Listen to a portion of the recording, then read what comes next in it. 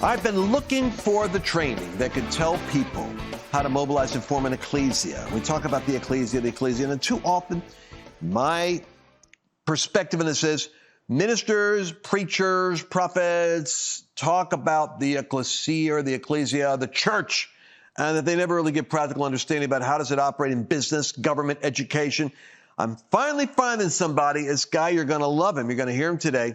He's going to talk about how he trains people to be able to go into the school boards, go confront in the library drag queen hour, how to deal with a pastor or deal with a local state representative. He talks about how to frame the arguments, understand the process, and zero in on creating real cultural change in small groups of 4, 5, or 6 that are moving in one mind and one accord. Powerful concept. You're not going to want to miss it. And this is the time of year when I go back and I tell people, you know, you can have a sudden unexpected crisis, whether it's the hurricanes or the winter season coming in, the freeze that took place and surprised me a couple of years ago when literally the power went out in Texas, of all places. And you say to yourself, do I have a food supply? Do I have security? Do I have peace of mind knowing I've got either energy or food or water to handle a 3-day, 1 week, 2-week emergency? Well, this is why I'm telling people you got to go to the Patriot source that I go to, lancewallnau.com/Patriot. The Patriot food supply is incredible. In one crisis, within a day, you'll see the store shelves stripped of food and resources, which is a big problem because then you're not going to be able to get a hold of anything.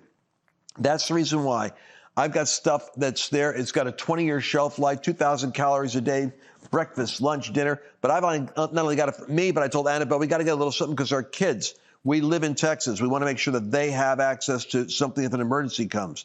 Because the time that you need it most, you don't want to realize you don't have it. So you want to go to lancewallnau.com/Patriot. And I'm not kidding. Be proactive and take care of yourself. You got 20 years you can utilize this incredible technology. Go to lancewallnau.com/Patriot, and you won't regret it. That's what I've done.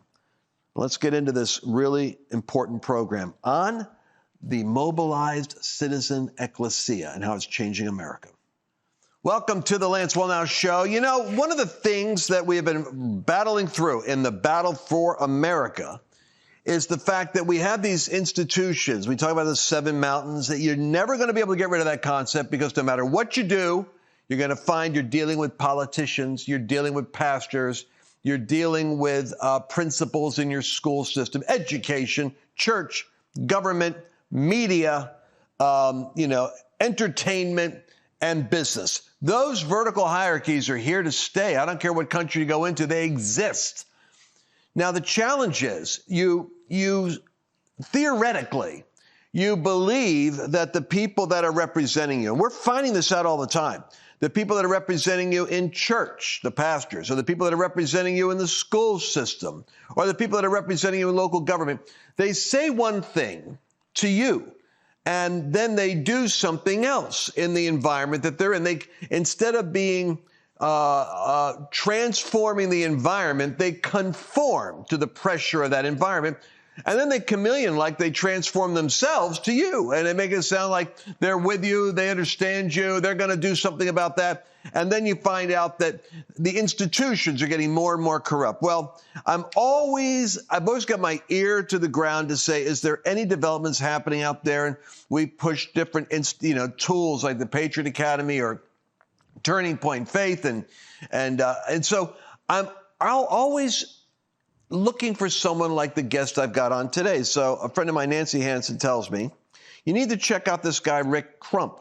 He is training people in how to do the nitty-gritty business of organizing and going into these arenas, whether it's in the school system, dealing with the school board and the chameleon-like nature, the political nature of the school system, the education system, or whether it's dealing with government, he actually trains people in how to go there and what to say so that they're prepared for the battle of big ideas. So let me bring Richard Crump on. Rick, thanks for joining us today. It is great to be here. Thanks for having me. You're right now, you're based in, I suppose, Pennsylvania? We are, Southeast Pennsylvania. Southeast Pennsylvania. And so I grew up in Bucks County, of all places, and I went to school at Valley Forge Military Academy. My dad put me there to straighten me out. So I get the Pennsylvania thing. And Pennsylvania's a mess right now, so I'm glad you're raised up. I mean, I can't believe we have like a Republican Party there that seems to sabotage the ability of the conservatives to even win in Pennsylvania. It's like overrun with the most bizarre corruption and political infighting and hypocrisy. But you're there, and that gives me some hope. Tell the folks a little bit about what you do. Well, we've had some folks, had some friends over time ask me, when are you leaving that state? I said, well, I believe we're put here for such a time as this. You know, if you turn tail and run, evil's just going to keep you taking over. Edmund Burke always said, you know, that all that's necessary for evil to succeed is for good men to do nothing. And we like to put on the tagline, and how long can you do nothing and still call yourself a good man? So we believe that we're called to this. And by the way, this isn't we don't think this is a unique cause-driven organization. We believe that this is about the equipping of the saints that's talked about in Ephesians 4, that you're supposed to be able to keep the gates of hell from prevailing. And if you actually believe what Christ said, that the people who have faith in him are equipped to do that, and the agents of change to make it happen, and we do it through being salt and light, then we need to look in the mirror. We need to take a hard look in the mirror and stop blaming everything that it's supposed to be, and really examine ourselves, because it's not supposed to be like this. So when you talk about salt and light, you know, this is the thing. Everybody has these metaphors, salt and light, and they think they're being salt and they're being light when they're actually not resisting evil. They're not even engaging it. They're avoiding it. But you train people to go right where the gates of hell are located, Absolutely. which are the gates of influence, where decisions are made. And so give me an example of how you train people for the school system. School's a big issue right now because it's transgender ideology, drag queen hour, pornography. What do you tell people? What can they do? And then what do you tell them to say when they show up? So first thing I tell every team when we start training them is, my number one job is to make you very comfortable with being uncomfortable. Because the biggest lie you've been told is that somehow, you know, your comfort zone and the comfort zone that you keep others in is holy and it's virtuous. And we've turned that vice into a virtue, and we really need to learn how to get dirt under our fingernails. So first of all, we work on the mindset, and we help people understand that this means that confrontation has to take on a different meaning to you. Now, we're not talking about protests. We're not talking about rallies. I'm not opposed to those things, but they're not really getting the job done. What you need is people that come together as a core team, people that the community can look to for leadership. You raise them up as a team. You give them a brand recognition. You give them skill sets. When you leave our training sessions, you're not just informed. You literally have a new skill set that you didn't have before on communication, on influence, on the ability to work together and function together as a team. We're literally training and equipping you to make this difference. So take the school board, for instance. Parents are very, very concerned. By the way, a lot of the parents that are on our teams never even knew each other before they came together, and they're great friends ever since. So we are really bringing people together for the long term. But when we train somebody to stand up and speak at a school board, one of the first things we tell them is, you are not speaking to the school board. Get it out of your head, because they're not listening to you. They're not going to respond to you. They've rigged the rules to ignore you, and they're just tolerating you. So when you talk to a school board, you're not speaking to them. You're recruiting the room behind you. And if you go in with that mindset, and you go in and equipped and prepared, you walk in with a few and you can walk out with an army. And that's what it takes to win. That's just one of many examples, but we're not really event driven. We're not about here's the event where you go speak at this. We talk about how the majority of the work's done between the events. Yeah, you're going to go speak at the school board. Yeah, you're going to have a town hall. Yeah, we're going to help you set up these things to win and influence people. But it's the work that's being done between them as a team that makes the meaningful difference. And that's what people just have not been trained to do, Lance. I'm a management consultant, been a management consultant for over 20 years. I've been leading teams to solve very complex problems in Fortune 500 companies for over 20 years. And I can tell you what it takes to equip people. And it's not just giving them information, it's helping them transform themselves by coaching, by mentoring, by training, by skill set development, and then working cohesively together. Put the logos and the egos aside and start working comprehensively together. And you know what's interesting about what I'm saying? There's already an institution that exists that's supposed to be doing this. Can anybody guess who that is? Are you talking about the church that Jesus put on the earth? Yes, with a capital C. I knew that was a trick question. I'm glad that I knew the answer for that. So, all right. So what do they do between? I'm going to cover a lot of stuff with you. What do they do between the school board meeting? What are you talking about? What goes before that? What goes after that? Yeah. So let me give you an example of where people are so event driven and they think they show up and throw up, as we say. They show up, they rant and rave, they want a viral video, but then nothing changes. And I say, well, first of all, we got to get used to holding ourselves accountable to results, not intentions. You're not checking a box, you're achieving a result.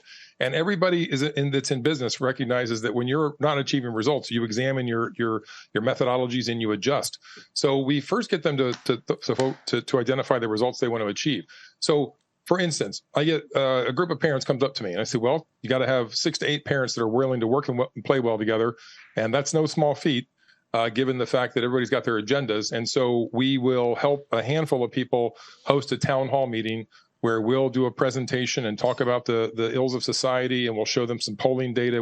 We do polling data everywhere we go. We constantly collect data. And it's interesting to see when people are sitting and the live polling's up on the screen in front of them, and they see that the person next to them resonates with them more than they thought. And they're like, okay, I'm not alone anymore. So first of all, you're helping build a confidence in people. Second of all, then they have a chance to sign up after this event. And that's just the beginning, because now you have a core team. And now you start putting them through training. And now you're going to have another town hall to recruit members of the community. So what we do is think of it concentric circles. We put our resources into a small group of people, 6 to 8, just like Christ did with his disciples. That's discipleship is supposed to be highly inefficient to be more effective. Okay, we'll come back to that.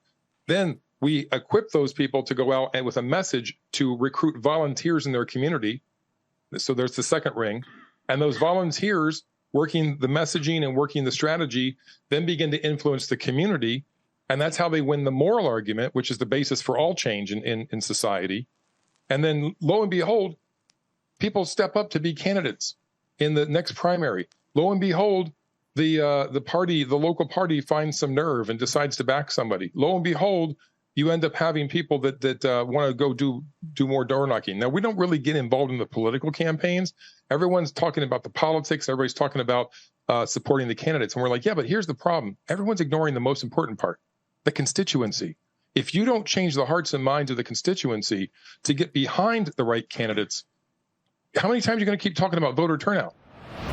This portion is too hot to handle for social media. Go to lancewallnau.com/podcast to listen to the entire show.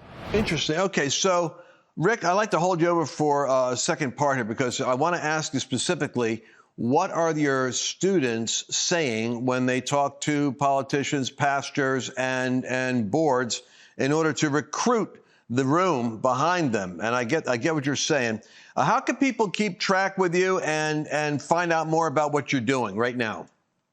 Well, we're on the web with kineticfaith.org. That's KINETIC, kinetic as in putting your faith in motion. We are on Facebook. I need to get better at some other social media channels. I mean, it's not that I'm not technologically savvy. It's just that yeah, no, that's okay. With the work we do, it's a lot of activity. But yeah, those are the 2 best places to start. Well, you're doing the important work. A lot of other people are great in social media and they're not doing anything. So yeah, I want to be the coach in the locker room. I don't want to be the guy in front of the camera. No, exactly. Well, we're going to hold you over, and we'll be back in a moment with more from Rick Crump on how to mobilize and actually have an impact.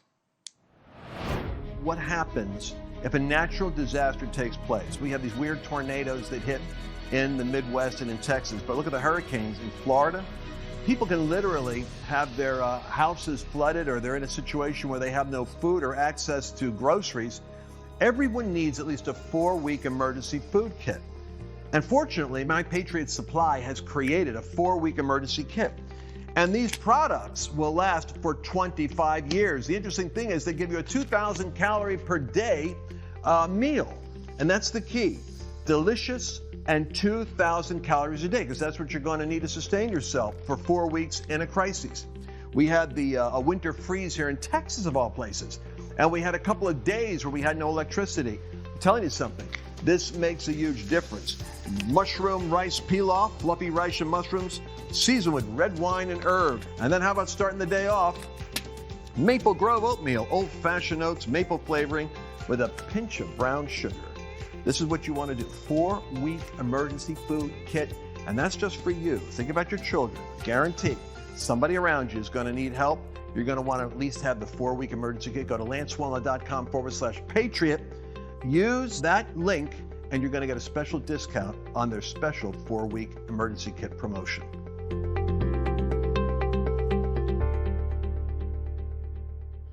Hey, welcome back to the Lance Wallnau Show, and we've got our special guest, Rick Crump, on with us today. He has an organization called kineticfaith.org, and we're discussing how activism is missing in the conservative and Christian community, that we really are just not good at this because we feel as though the kinds of confrontational conversations that are necessary to enlighten people are not polite and they're not loving, but in fact, they're the essence of how you start to shape a community and build a worldview. I'm going to invite Mercedes Sparks to join us. Mercedes, welcome. Hey, everybody knows who she is. She's the wingman woman on the set here. I'm the Batgirl to your Batman. Right, exactly. This is Robin to Batman here. So here we're going to go with the Mercedes.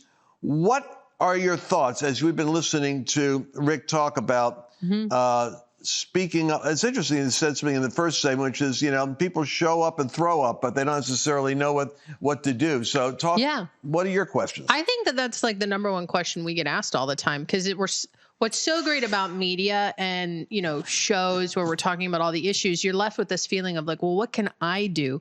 Like, what difference can I make? And a lot of times, like we talk about, my people are destroyed for lack of knowledge. So I really like hearing about these different courses. And so, obviously there's the school boards, but Rick, what other tools can people be looking at in terms of, I want to get activated, I want to get engaged? Where do they plug in? How do they start in these different topics that you offer? So the first thing they would do is contact us and let us know they've got an issue and they want to fight it in their community, right? And and the great thing about our methodology is it really is agnostic of the cause, whether it's saving the unborn children, whether it's preventing children from being indoctrinated or sexually destroyed, whether it's trafficking of human beings. All of these causes can be remedied by the methodology that we use, because the first thing we do is we start with a core team. People aren't forming teams. They're out there acting like lone cowboys. Christ never sent his disciples anywhere alone. There's not one recorded instance where they went. Even when he sent them to get the donkey and sent them to secure the upper room for the dinner, he sent them in pairs. And he spent 3.5 years teaching these guys how to work as a cohesive unit, as a squad, okay? Even when when Paul went on his missionary journeys, there was Silas, there was all these people with them. Mm-hmm. We need to start looking how to work in units and cooperatively together. And that is just not something the church is teaching to do. That is a very big deal, folks, because the consulting work that I've done over the years, I've never had one instance where the smartest person in the room came up with a solution on their own that wasn't better than 2 or 3 people coming on with it up together. Mm-hmm. Never. And so that's one thing we have to start to learn to value again. The second thing is teaching them how to function as a unit. One of the first courses we teach people, and it's for multiple reasons, is this scorecarding training. Most political scorecards teach you to look in the rearview mirror about their voting record and then infer how they might vote going forward. And I say, nope, that's a complete lie, because even the groups on the right and the left will manipulate the voting record to spin it however they want it. I said, wouldn't you prefer to have a scorecard where you're scoring them with what their own words are and their own actions are right now to predict what they're going to do? And everybody's like, yeah. I said, okay, so let's train you how to do that. So we train them on how to come into a meeting with a politician, with a pastor, with any magistrate. And it doesn't have to be a lot of people, but it has to be at least 2 or 3, right? And it's based on the Matthew 18 model. Believe it or not, everything we do is based on a biblical model. Love that. And so what they do is they go in and they have a conversation and they cite their concerns and they draw out the response from the magistrate or the political leader. And almost always, the response they're going to get is, I agree with you so much. I'm so concerned. I share your concerns. And I'm like, okay, they're already lying to you. How do you know they're lying? Watch. Their lips are moving. Okay. Secondly, there's the action, and that's what we're really shooting for. So for instance, now that we've got the conversation warmed up, you're going to go in with an ask. Now there's a lot of prep work to this. This is a work ethic issue. The team has had to work and prepare ahead of time for what's our ask going to be. Not an ask of a question, but an ask of action. And that ask needs to be based on something that the community can rally around them. That if this person says no to them, they will be seen as the most reasonable person in the room, and this other party that they're asking of it will be seen as unreasonable. Now, the reason why we do this is because if you think of a bell curve for a moment, most school boards, let's use a school board, for instance, you've got 2 or 3 on the left that are true believers that are trying to indoctrinate and destroy. In Pennsylvania, you have 9 people on a school board, okay? You might have 1 or 2 on the right that are true believers, but they're hunkered down and they're in the bunker because they think they're losing. And then you got all the chameleons in between. And what the chameleons do, that's the big part of the bell curve. The chameleons talk a good game. They sound very reasonable, very professional, very smooth, very polished, but they're lying to you and they're voting. Look at the school board records of the votes. And nobody knows what to do about it because you know they're lying, but it doesn't matter what you know. It doesn't matter what I know. It matters what we can convince the community of. So what we do is we go in and meet with this chameleon. You don't need to meet with the leftists because they've already exposed themselves.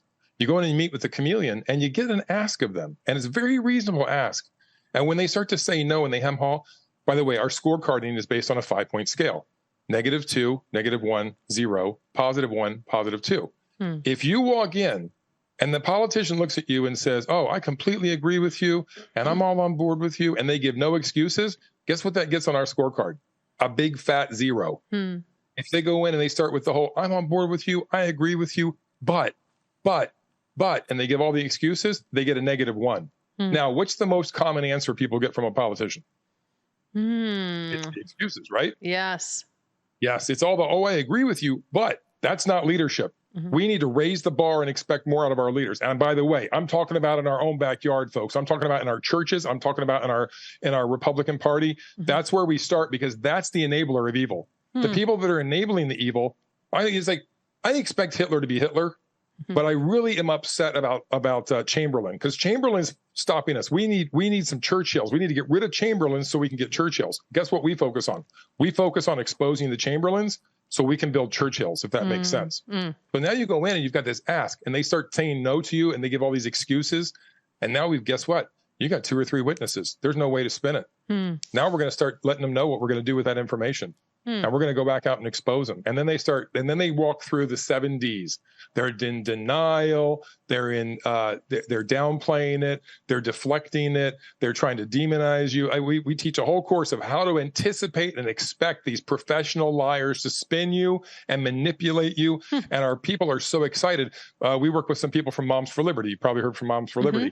And one of the chapter leads in a county close to us, she's so excited to teach our chapter leads these 7 Ds because she's like, oh my gosh, this has been happening to us this whole time and we never knew it because we didn't know we were being played and manipulated. And now that we know it, we can anticipate it. And I said, yeah, not only can you anticipate it, but you know how to make it work to your advantage now. You know how to bait them into it, draw it out of them and expose them for it and expose them for who they really are. Wow. And that is half the battle. Bringing down the lofty ideas. It's really interesting to me because like we teach a lot of like conflict management, conflict resolution, different conflict styles. And it sounds a lot like that, like minimizing, deflecting, overpowering. Like there's a lot of different ways people handle conflict. So they're all manipulation techniques by the leaders. These guys, they practice them. They get coached on them. They learn how to manipulate and manage people from day one. I mean, you ever notice that the only thing a politician's really, really good at is keeping their job? I mean, everything else they suck at. If I can just say that, okay? Yeah. And they're really, really bad, but they're really great at keeping their job. So where do you think they invest all their time, talent, and treasure in what skill do they end up developing? How to manage and manipulate people. Oh, I was going to say insider trading, but I don't think that that's the right answer. Yeah, that's how just they a joke. That's just how a they joke. make their money. All right, so let's pick. We only got 3 minutes left, and I can tell you, people are thinking right now. All kinds of you got the folks excited. Give me a drag queen story. So you deal with all kinds of things. I'll throw out one. Drag queen. So tell me a drag queen story. So drag queen story was really interesting. We went and met with our Republican conservative county commissioner who wears Jesus on his sleeve. And he basically told us behind closed doors he can't help us because the situation is too complicated. So we figured out something just to tell you the bottom line real quick. I'll tell you the punchline. We figured out that librarians didn't become librarians they became librarians to read War and Peace. They did not become librarians to be involved in War and Peace. They didn't want to be stuck in the middle of all this battle. And yet the leftists behind the scenes stuck them out there in front. The politicians are ducking for cover. and the librarians have to handle it. And pretty soon people are like, we're not going away. We're asking questions. We want to know. We want answers. And pretty soon the librarians are like, we're done. We're out of here. And the libraries start squawking because they're like, we can't get people to volunteer. We can't get people to, like, nobody wants to answer our questions. You're hiding behind them and you're causing problems for them. So no wonder they don't want to work for you. Now, we're not there to drive librarians out. We're there to get to the truth. If you've been stuck in the middle, if somebody's hiding behind you, don't enable that. Step out and say, no, you need to answer their question. You need to step up and be the leader that you are called to be, that you have the position and the title and the pay. You need to answer these questions. So basically, in that case, we figured out that the left was manipulating things with town councils and townships and funding issues, but they were hiding all behind the librarians, and pretty sure the librarians were like, nope, we're done. We're gonna step out here, and it changed the game. When you say that the librarians decide to step out, what does that mean? Well, for instance, the manager's not here. Well, they don't know what they're doing. And then the drag queen story hours continue, and nobody can get a straight answer on where the funding's coming from.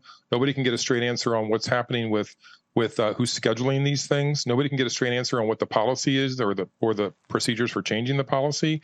And all you can get access to is a librarian. The other thing is to go to the town councils, the townships, and suddenly it's this. Oh, they handle this. We don't do that. Oh, they handle that. We don't do that. And you just are relentless. And we drew out process maps, and we figured out, see, I'm a Lean Six Sigma guy, so I come from this background. We mapped everything out, the power structures, the connections, the spider web. We figured out who was who. We made sure there was people touching the nerve over here with this city councilman. We made sure people were over here talking to their county commissioner. We made sure people were showing up to the libraries themselves. And pretty much coming from all different directions, but it all required just one simple thing, just people willing to work cooperatively together. And you have to admit, the left has been handing us our head for a long time doing that. They are so organized, they're so well funded, and we claim, oh, we've got God on our side. But you know what's interesting? We keep claiming we've got God and the victory and the Holy Spirit, but we're getting our hands handed to us by atheists and people who are evil working together. And that's the only difference. They're working cooperatively together, and we're the body of Christ, and we're not and we put the dysfunctional. Or you could say they're actually operating as a counterfeit church, because they're in one mind, one accord. And I'm sorry, the devil's real. There's demonic energy behind it. We're running out of time, and I want to make sure people can continue to stay in touch with you. Do we have a lower third for how people can stay in touch with Rick Crump? KineticFaith.org, ladies and gentlemen. You want to go to KineticFaith.org.